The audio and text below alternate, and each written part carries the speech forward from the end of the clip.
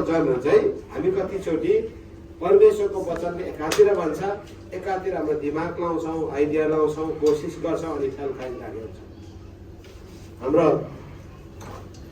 युएसको pastor युसुफ शर्माको 5 भाइ छोराहरू छ। 5 भाइ छोराहरू। ठुलो सबभन्दा ठुलो छोरा चाहिँ 13 वर्षको रहेछ, त्यहाँदेखि उताको 5 भाइ रहेछ।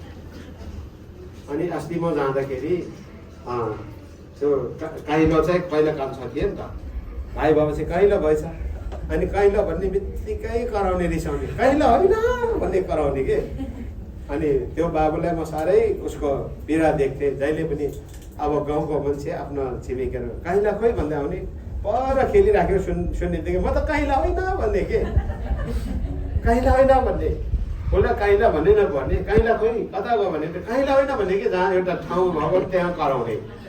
अनि मैले चाहिँ आइडिया के दिएँ भने अब उसलाई चाहिँ ठुलो कान्छा भन्नुहोस्, उसलाई कान्छा भनिराखेको, काइला कसरी भन्दा उसलाई गाह्रो भयो होइन, ठुलो कान्छा भन्नुहोस्। अब ठुलो कान्छा है तिमी भनेर त हुन्छ भने कि, भाइ सानो आएको छ ऊ चाहिँ सानो कान्छा, तिमी चाहिँ ठुलो कान्छा भने त हुन्छ भने कि। अनि अहिले ठुलो कान्छा भन्छ उसलाई होइन। अनि बिचरा अब उसलाई पर्मर्सेन्ट भयो नि त, अब कान्छा जन्मेपछि त काइला भयो। तर उसले चाहिँ त्यो पेट्टै अब दिमागमा उसलाई खोइ के भयो होइन, काइला होइन भने कराइहाल्ने।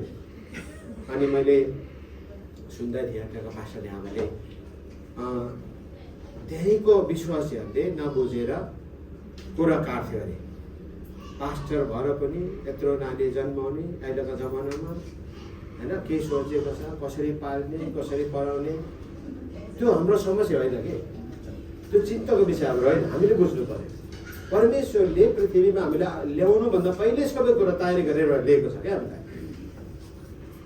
तपाईँले मुस्लिमहरूको सुन्नुहोस् त, हेर्नुहोस् त, एकजनाको 6-7 जना बच्चाहरू हुन्छ वर्षौनी जस्तो के। अनि उनीहरूले चाहिँ अल्लाहले दिन्छ, अल्लाहले दिएको भन्छ क्या, अल्लाहले नै पाल्छ खुवाउँछ भन्छ। अल्लाहको माथि त्यत्रो भरोसा राख्छ, हामी विश्वासी चाहिँ कोही त भरोसा परमेश्वरमा। हामी चाहिँ अझै पनि परमेश्वरमा पूर्ण भरोसा राख्नु नसकेको व्यक्ति के। उनीहरूले यति उनीहरूको अल्लाहमा चाहिँ ट्रस्ट गर्छ कि अल्लाहले नै सबै कुरा जुटाउँछ भन्छ के, जुटाइ पनि राखेको छ। संसार उनीहरूले कब्जा गरिसकेको छ। संसारमा सबैभन्दा अहिले जनसङ्ख्या वृद्धि भएको उनीहरू। तर बाइबलले हामीलाई भनेको छ तिम्रो फल्दै फल्दै वृद्धि हुँदैछ भने। तर त्यो कुरामा हामी चाहिँ चुकिरहेका छौँ। त्यसकारण मैले त्यो पास्टरले हामीलाई भने यो परमेश्वरले दिनुभएको, मान्छेले त्यसो भनेर तपाईँ चिन्ता नलिनुहोस्। कति समय त बच्चा अझै जानु भइरहेछ, त्यो बच्चा जन्मिएपछि के, 5औँ बच्चा